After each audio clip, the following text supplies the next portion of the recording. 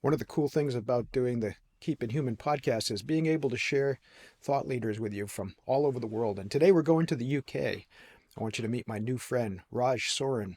He's a business coach and consultant, and he's also just written a terrific book, Black Belt Mindset for Life and Business. And that's what we're going to talk about with Raj today on Keep It Human.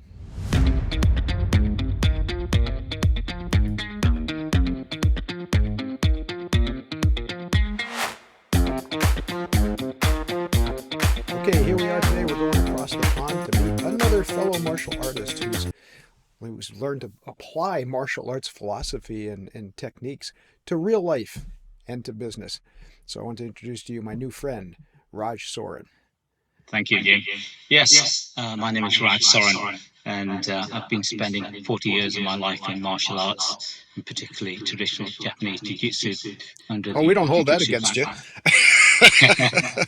yeah, under the Japanese jiu-jitsu, the Jiu-Jitsu Foundation in the UK. I've also been training in Aikido for the last 15 years. So I've gained black belts in both those martial arts. More recently, I'm developing my skills in Brazilian Jiu-Jitsu, so the groundwork. And the purpose of the book really is to engage with individuals in terms of mindset, because the mindset of success and the challenges we face on a day-to-day basis are very similar to the black belt mindset. We get through different challenges when we're grading, we have to get fit, when we have to go through defense strategies, how to problem solve when we're being attacked, how to block and move out of the way. It's very much the same in life, isn't it? We have to defend ourselves in the challenges of day-to-day life, the adversity that follows. Personally, I had a number of different health challenges in terms of one day I was at work. I thought I was having a heart attack. I had palpitations, chest pains, feeling dizzy. Luckily, it wasn't a heart attack. It was a burnout. I was thinking, how many other people in this world suffer from burnout and stress?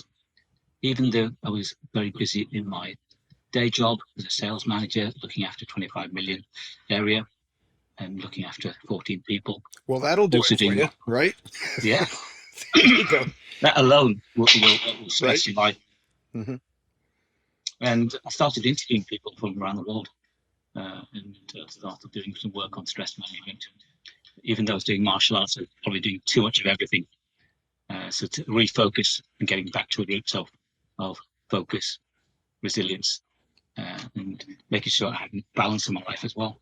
You know, that's one of the things that I found so interesting the first time we talked, when you talked about letting go of some of the things in your life. And martial arts really, I'm interested to hear your perspective on it, because I've always thought of martial arts as kind of a reductionist practice, right?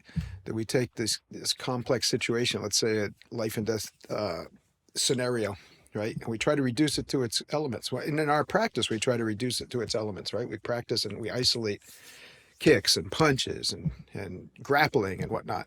Yes. And then we reconstruct it and put it together. But really, we have to appreciate the simplicity of it, right? If we don't take care of the simple things, the complex things can overwhelm us, right? Yeah, the foundations and the basics is vitally important, especially in martial arts. Whether it's having a good stance, making sure you're able to block, you're able to move, make it deflect, or to take down the opponent. I never got the blocking part too good. See, you're using the technique of blocking with your face. I was one of my nicknames was face block. How about that? Yes. Well, we all have to go through that. If you're doing proper martial arts, you've got to be punched in the face on a regular basis. So that's all part of the learning curve, isn't it? It strengthens our character, right? Definitely. We've all got stories to share about broken ribs and broken bones here and there, Yeah, and bruises. All part of the character building, isn't it? it is, isn't it? But let's talk about that balance thing for a second. I just did an event where we got into balance on a number of levels, but particularly the subject of work-life balance came up. And again, this is part of your story. I remember you talking about that before. Yes. And I don't know. I don't see it as a static condition, but I think Western mind, we tend to think of it as some kind of static position. I look at it more as a dynamic process. Is that how you see it? Yes. Yeah, definitely. So life doesn't stand still. For example, if you've got a water that is in a pond that doesn't move, that becomes stagnated. Whereas in a river, it's flowing and moving. So it's very much in life in the martial arts. It has to be flowing, always adapting and being resilient to change. That's it, isn't it? And at different times, I always like that symbol, the Tai Chi symbol that Dr. Yang talked to. And for those listening, I just reunited with Dr. Yang after 30 years. We did an episode of the Keep It Human podcast with Dr. Yang recently. It's really worth listening to. I think he's one of the greatest living philosophers we still have. He says he's in his 80s now. I couldn't believe it. Doesn't look it. That's what martial arts practice can do for you, right? But that idea that Tai Chi symbol looks like it's always moving, right? And one side's a little bigger than the other, saying to us that at any given time, our work might need more of our attention, right? Our personal life might need more of our attention. Our health might need more of our attention. And you certainly... Well, this is good. Yeah. Go for it, because you certainly went through that. Yeah, because, the Kaizen principle, embracing continuous improvement and change, really, because both in the business, I lost my job 4 times in my career, so that can be quite devastating for most people experiencing that, having to rebuild your life again and getting a new career. So trying to instigate some of the principles of martial arts, whether it's Kaizen or Kinzu, it's learning to embrace imperfections and setbacks, because they're true to life, isn't it? And transforming yourself through these tragedies, these challenges. And this is what makes us strong. You have to face the reality of day-to-day challenges. And getting that balance right, you might focus more on your career, more parts of your life, more on your family, more on your martial arts. It can come at a price if you get that balance wrong. How did you recognize that? That's making sure that we are constantly aware. Yeah. But you had those moments, and it's interesting because that's one of the things I felt kindred spirit with. That again, we were talking just before this program. I mean, one of the themes that we're working on a lot these days, we get a lot of requests for our uncertainty principles workshops and keynotes and whatnot. People are struggling with that. But how did you find are there early warning signals that people can pick up on? Since both of us ignored those at certain periods of our life, maybe, right? Yeah. I think it's picking up on the signals of stress and well-being. Maybe not being able to sleep properly at night. Your breathing tends to change. You're not breathing as well to help with circulation, and not getting enough exercise sometimes because you spend so much time on the computer. Even though you might do some martial arts, you spend 6 to 10 hours a day on a computer possibly. So the relationships you have as well, are you impacting your behavior? Are you irritated a bit more and not having good conversations with your partner or friends and family? So these are the telltale signs, and your deterioration in your health, and not getting, walking out in the fresh air, these type of things. But your body's constantly there telling you these signals. But if you are stressed, but you're not listening to them. So we need to be more mindful to understand these signals. I couldn't agree with you more. There was a time I remember one of the fathers of one of my students came in, and he had talked about wanting to start the program for a couple of years, and he had just come back from the doctors, and the doctor had told him, he said, "Look, your health is deteriorating." He was showing some of the acute signs of diabetes onset and a heart condition. Doc basically said, "Look, you better start working out, or you're going to be dead." And he told me the story, and I said, "You've been talking about coming in here for 2 years. When are you going to get started?" And of course, the first thing he says, "I don't have the time." I said, "You know exactly how much time you have. The doctor just told you, if you don't get in and start exercising, you've got maybe 2 years. You've got to carve, right? We all have the same allotment of time day to day. We've got to carve it out, right? I'd say it this way, probably the least selfish thing we can do for the people around us is take care of ourselves."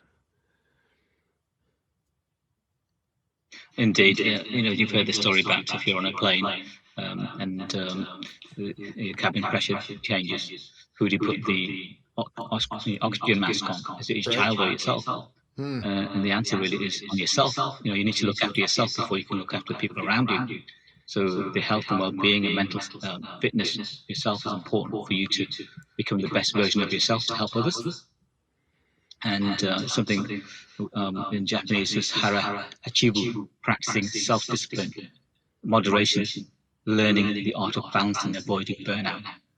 So it's important to get that understanding of the signals, looking after your well-being, looking after your mental fitness, but more importantly, you're doing it for the purpose of being the best version of you to help others around you. How did you find? I don't know if it's funny because sometimes people challenge me on the idea of confidence. They say, "Oh, you're a very confident person." And I told you a bit of my story. I mean, I started this whole adventure as a drug addict. Drug addicts aren't very confident people. I learned somewhere along the line to substitute courage for confidence, and courage not being the absence of fear. The absence of fear is stupidity. I just decided that even though I was afraid, I was going to go ahead and do something. Um, how did you discover that strength to be able to tell others maybe sometimes uh, enough is enough. I have to pull back. I have to take care of myself because I know that's something that you probably faced, especially when you had that health episode. Yes, exactly. I think it's a self-realization that you're not Superman or Superwoman. That you think you Wait a can keep minute. on going. No, wait a minute. Yeah, You just ruined my self delusion. indeed. I think the courage came from self-reflection and realizing that we're all human beings. Another episode happened during COVID. It took me months to recover, thinking each day I was going to die. Even though I thought I was fit and healthy, the stresses impacted your immune system, the ability to combat uh, external disease and other issues. And how do we recognize that in our bodies and tell ourselves things have to change? We all have habits, don't we? We're creatures of habit. Unless some of those habits change, and we have the courage to change them, then nothing's going to improve. Yeah, So and I I love had enough health scares to just to that say, you look, introduced that get the word courage. You're right too. Sorry about that. There's a lag. Where I should have said Raj. We're Indeed. talking. We're talking to Raj from England, from the UK, which is always exciting. It's so cool to be able. I have a love-hate relationship with this technology. I'd rather be in the room with you, and hopefully we can make that happen sometime soon. But it's also a blessing that we're able to connect, around the world, and that's probably a good place to ask people to join the network too. Join the Keep It Human network because we want leaders like Raj involved, and we can share ideas. Leadership is sharing. The rest of the conversation is about what we're willing to share and how. So, how we Well, can this is it. bring it together. Yeah. You talked about courage. I mean, I always struggled at school. I failed most of my exams at school. I was a slow learner. I managed to scrape into university, then I managed to get a degree in biology and chemistry, even though I failed my chemistry exams initially. 15 years later, I'm doing a master's in business and entrepreneurship. And even though I couldn't put a sentence together when I was young, here I am now, later on in my life, writing books. So I got the courage to write a book, thinking who's going to read these books. One of the books I started writing is Little Pocket of Confidence: The 10 Golden Steps, because I wasn't very confident when I was growing up. I would put my hand on, and that's out there in the world now on Amazon. And coping with stress and adversity, inspirational stories, also available out there, because I've had lived experience. I've not been confident. I've had stress. I've had burnout. But then I've had experiences that I can share with the world. And hence the black mindset came along that I wrote recently.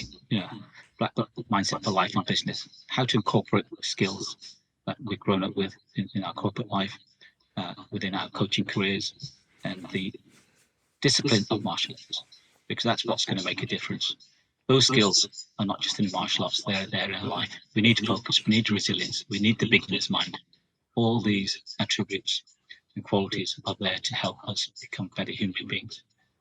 That's a And theme we that can learn from each other, can't we? Yeah, and that's a theme that so many of my masters shared. I was so blessed. Dr. Young in particular, but Professor Serial, the same thing. He said martial arts is to enhance your life, not detract from it. And he said that particularly when people were becoming too obsessed with their practice, right, and forgetting about their family and forgetting about other things in their life. Um, no, I like that. And again, we're back to that idea of dynamic balance. But before I want to hear more about how you apply it in business. But before we leave this idea of confidence and courage, that's really interesting. A lot of parallels in our lives. I still don't feel I'm a terribly confident person, but when I feel confident, it's not that I have a surety of an outcome. I think that's a very dangerous place to depend on for Mm. confidence, but I think too many people do. Where do you derive your confidence from? I'm interested. I bet you we're in the same place, but I want to hear it from you. Yeah, confidence for me comes from belief in an idea, something that's important. For example, if it's, I'm confident, I'm making sure I'm going to protect my family. Yeah, I'll do whatever it takes to protect and support my family. I'm confident when it comes to mental health and well-being because I've experienced depression. My poor daughter had experienced mental health challenges. One of my youngest daughters, she was suicidal, jumping out of windows, and diagnosed with psychosis and ended up in hospital for 4 months. She has bounced back. She's got autism, but that I get courage because I help support her, and I'm really proud of what she's achieving. She's writing a musical on psychosis now about her life, and she's turned that around. She's still managing her psychosis, but I'm super proud of her. So I talk about well-being and neurodiversity. So I'm confident because I want to help others understand that world. I'm confident about martial arts because I know what difference it's making to people's lives in the people I teach. Maybe it'll help to protect their life one day. Maybe it'll help to boost their confidence. Maybe it'll help them become better versions of themselves, physically as well as interacting with others. So that's where I get the courage because I'm challenging things that make me uncomfortable. I'm very glad and grateful that you shared your experience with depression because when COVID hit, we were we were experiencing our best year ever with at that time most of the speaking was branded under the Sensei leader, and we had a tremendous year set up in 2019, and we saw it all disappear to zero right in about 4 weeks once the lockdowns happened. And so that was I'm sorry, I got to correct that. It wasn't the first time in my life I experienced depression. It was the first time that I was really conscious of it, that I was really Mm-hmm. aware of it. And my therapist actually has been trying to encourage me to talk about that more. That's why I appreciate you sharing that so much, because many, many people go through this, right? And yet there's a stigma. We're still very hesitant. I'm still hesitant to talk about. I don't share it. Well, I'm sharing it with everybody now, but Mm-hmm. it doesn't feel that way. I'm talking to you, right? It just happens on the Yeah, people who are listening, but men don't like talking about their mental right. health because we've been brought up to be strong and not to talk about these emotional things. Even though most of the And women in our lives would disagree with that perception. yeah, absolutely. Yeah, this is the thing. Yeah. This is why I run a men's talking group online. Men Let's Talk, Don't Suffer in Silence, because we're not that good these days at connecting with other men to talk about our emotions and our well-being. And depression, a lot of us are in silent depression. And depression, what I mean by that is that we don't recognize it. We're either not seeking medical help. We've got to be cautious about having to be addicted to drugs for depression as well. And we know that there's good things in drugs, but at the same time, they say that exercise, um, 80 to 90% of exercise will get rid of depression. Uh, and and getting out there in the fresh air just shows you that comes through martial arts or exercising in some form or fashion.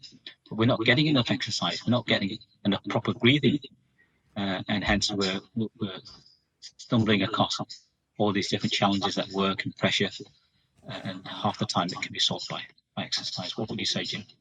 No, absolutely. And it's interesting. There's so many studies now that even if you are, using medication to help you get through, and I did it first. I got off of it very quickly because I recognized some of the signs from my addiction experience, right?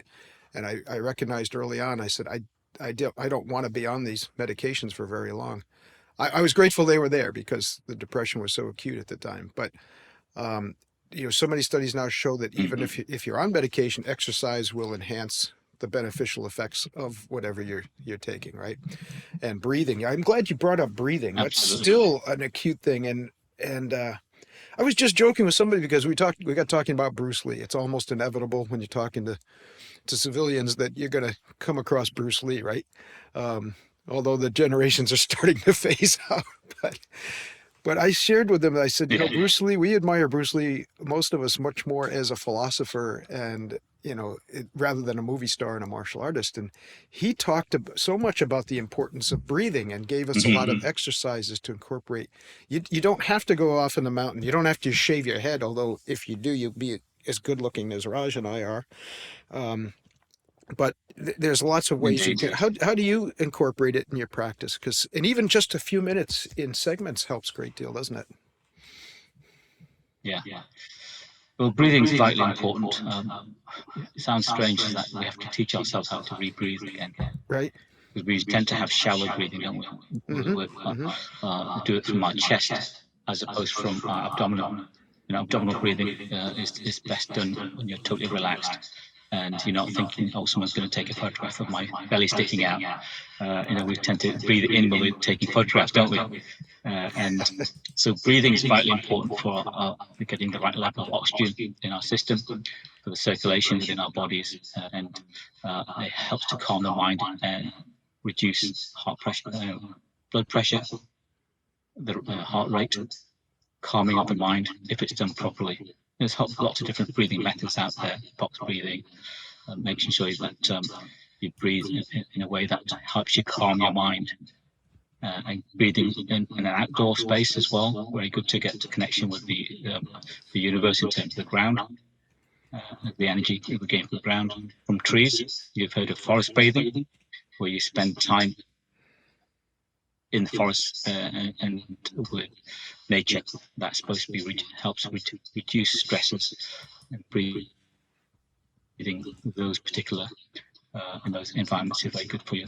Or if you're in your own room and just getting time away from the computer, away from the desk, and breathing in a way that helps with your mindset.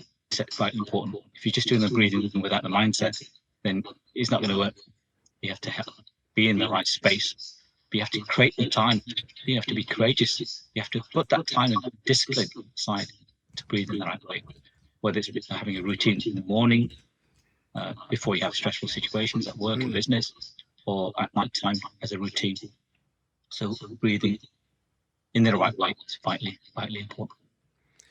So let's pivot a little bit to what are the principles that you learned as a martial artist that you feel were most applicable in your life and business? Because again, you had a pretty I guess I did too. I never worked in a big organization. It's interesting now that I work inside so many big organizations, but I also find that no matter how big our organization or society is, we tend to organize it in smaller groups. I mean, we're only wired to handle so many people at any given time. So, that's part of it. But the stresses that you were talking about in a big organization, and I see that. I don't, maybe because I was in a smaller organization, I had the liberty to take the time without having to answer to other people. I'm not sure what it is, but at any rate, I'd like to hear, what do you think the principles of martial arts that you found that were most applicable to help you navigate that world in big business? Yeah, in big business, as you know, there's a lot of pressure to all about numbers, getting the results in, getting the sales in, closing the call, share prices, all these things. And sometimes as managers and leaders, we're always maybe not prepared for that, or haven't been set up in the right way to understand that. And in martial arts, something called Zoshin, cultivating the beginner's mind. Amen. And this is stay curious and open to learning. Yeah, through life's journey. And we're learning every day on our feet in the business world, whether it's organizing a deal, takeover, a merger, leading other teams. So we have to understand that we're all human beings and to not impose too many of our own ideas too strongly on people. be listening, be a compassionate leader. In martial arts, you have to be compassionate to understand people, whether they're neurodiverse, whether they're different genders, to understand, have that open mind. So that's very important. And something called wabi sabi is finding beauty in imperfection, the value that has in our life and in our business. Because we tend to fix something because it's broken. Sometimes you have to leave it broken and accept it. Try and fix it if we can. Otherwise, we get too stressed, don't we? We're trying to fix someone's kata in martial arts. Say, oh, that's wrong, that's wrong, that's wrong. They are where they are because they're on that learning curve. We have to accept that people are on the learning curve, and it'll frustrate. We have to be compassionate in those situations to say, look, I'm learning as well as the student. And in a business setting, we have to accommodate that in our culture, because sometimes we can get overly zealous about certain things within the organization. Things don't change as fast as we'd like. Sometimes it's the organizations. You're in the wrong place. You need to change the organization because the culture's not right for you. Mm-hmm. The same with martial arts. You might find some martial arts great and some instructors fantastic, and others you want to avoid because they haven't got the right mindset to teach and develop leaders. So developing leaders is vitally important to have those skills in place to understand that it's leadership and management are two different types of things. You're trying to martial arts, you're trying to get a replacement, aren't you? You're trying to find the next leader, the next black belt that's going to take over from you. Mm-hmm. Mm-hmm. No, you're hitting on so many deep things, and one of the things knowledge exchange. Yeah, I really want to emphasize what you talked about, that your learning is you're helping to guide your students, right? And I think more leaders in business could benefit from that. Most of the lessons that I learned about leadership happened in the martial arts, because what's the sensei's job? That's how we arrived at those three disciplines. To inspire, touch people's hearts, not just their heads, right? To empower, make sure they have the tools they need to succeed, and to guide, to be willing to be there face to face. In business, we'll call it mentoring, right? I think those are the three most essential disciplines for a leader. Mm-hmm. And what you said is to be sensitive, to be compassionate, to listen actively, to quote Carl Rogers again, right? To be able to understand where that student is, where are they in their journey. Not to push and it's funny because criticism, I think more business leaders could benefit from what we learn in martial arts. It's easy to go and tell people what they're doing wrong. It's more difficult to seek that smaller step and say, this is that one little thing the person's doing right. Let's build on that. We still need to point out and correct, but I think more often we can build on that. And it is a slow process, isn't it? You hit it. Perfection is not a destination. It's a never-ending process. Exactly, it's a journey, isn't it? Yeah, because we sometimes recognize things aren't wrong, but do we recognize things that are good? It's harder to see, isn't it? People isn't that doing weird? Things good, mm-hmm. And so I think it would help with the human relationships when leading teams or in a business, is to spot people doing things well. And sometimes the character traits we have is that we spot it. A lot of men are problem solvers. We like to see what's wrong, try and fix it. Let's look at what's going well and encourage it. Yeah, especially unless you want to discourage others if all we're doing is. Yeah, unless you want to do everything yourself, right? And this is an old saying too. Lao Tzu, I quote Lao Tzu a lot. The leader is best when the people barely know he exists. When the work is done, they will say we did it ourselves, right? Mm-hmm. It's very difficult, and maybe it is a male quality, a masculine quality, let's say, because I think effective women leaders have the same thing. We should borrow from each other's qualities all the time, right? Again, there's that idea of yin and yang, but that idea of being a little bit more, not jumping in and fixing, because if you do, that person never learns how to do it for themselves, right? And that's dangerous. You can't empower an organization if there's one person trying to do it all themselves. Though I admit I've been guilty of it. I'm sure I'm not the only one at times, right? Yeah, I've been guilty of it. You see someone doing something wrong, then you want to try and fix it and do it for them, but Hmm. they don't go through that experience of learning and failing, or whether you want to call it failure or not. It's an experience, isn't I it? do. Everything in life is an experience, so you can learn from it. Yeah, I like yeah, that I you like can that you learn from use it. that. You use that F word. That's a good F word, right? Because the dojo, the training hall, it's hard sometimes for people to understand us from the outside, but it's not a Yes, place of because success. It's a yeah, place of in life, failure, right? Yeah. yeah, because you learn through failure, because not everyone passes the grading. You have to. There's a certain expectation, and in life for showing up. There's a certain expectation within your job and career. Is that you have to meet those qualities to lead, because you won't be there for long, because your employees will vote you out. Your senior leaders will vote you out if you're not acting to the way that it's going to help to improve the lives of the organisation or the people around you. Same with the sense, you could tell people straight, but at the same time, you could do it in a way that encourages them to want to keep going.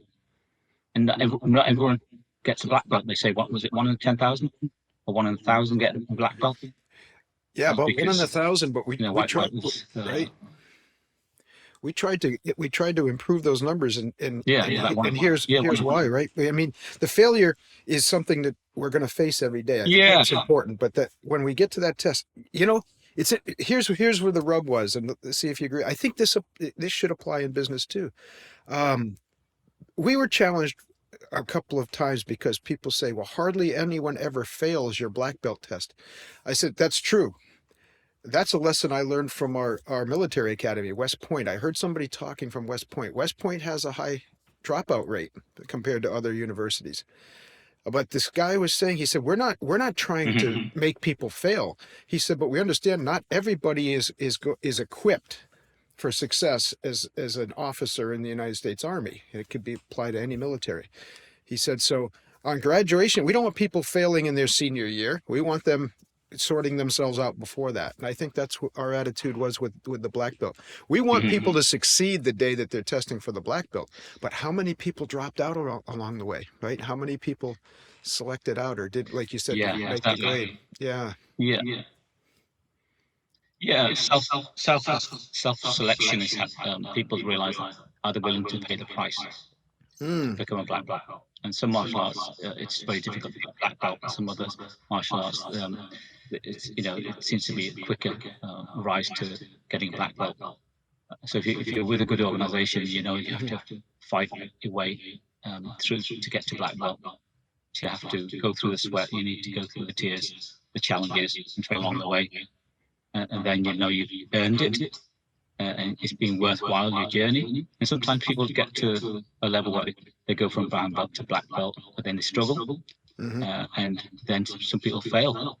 Then you just go back to the drawing board and figure out what you can do to improve your skills. What can you do to, same in business. Sometimes we fail in Exactly. business, Mm-hmm. and the most successful business people are ones that go back to the drawing board. You've failed in business. Yeah. You're not in business unless you failed at least 3 to 5 times.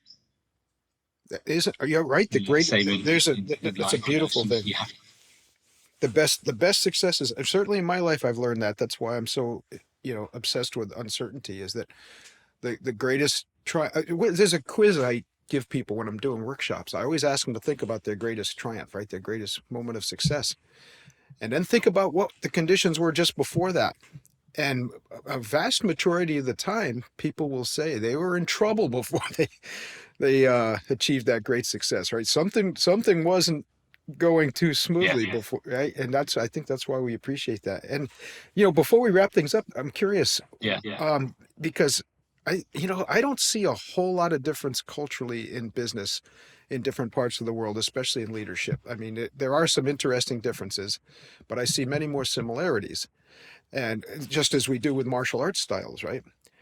Why do you think how did we get to this position where we coddled a couple of generations and we created too safe an environment? We didn't create the conditions for challenge, to overcome challenges and adversities like you're talking about, which really is where our growth happens, right?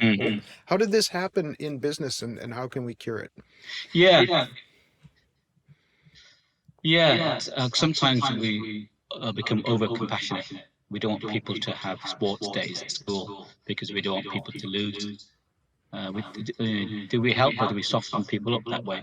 We came through life through the school of hard knocks. It's to survive. You have to pick yourself up. No matter how many problems you had in life, you pick yourself back up. I think we need to get the balance right, isn't it? And it's the re-education of from past experience, these seasoned failed business people who become successful, mentoring and supporting the new generation. And yet we can still learn from the new generation because people are becoming millionaires and billionaires within a Yes. digital environment. So they're doing things that we could have never done so quickly. But it comes at a price because they've not gone through the experience of learning and failing, some of these individuals. So when failure comes along, they won't know how to handle it. Then they need people, coaches like us to help them because we've gone through enough failures to fill a, to Well, put a whole book out. maybe you have. I don't.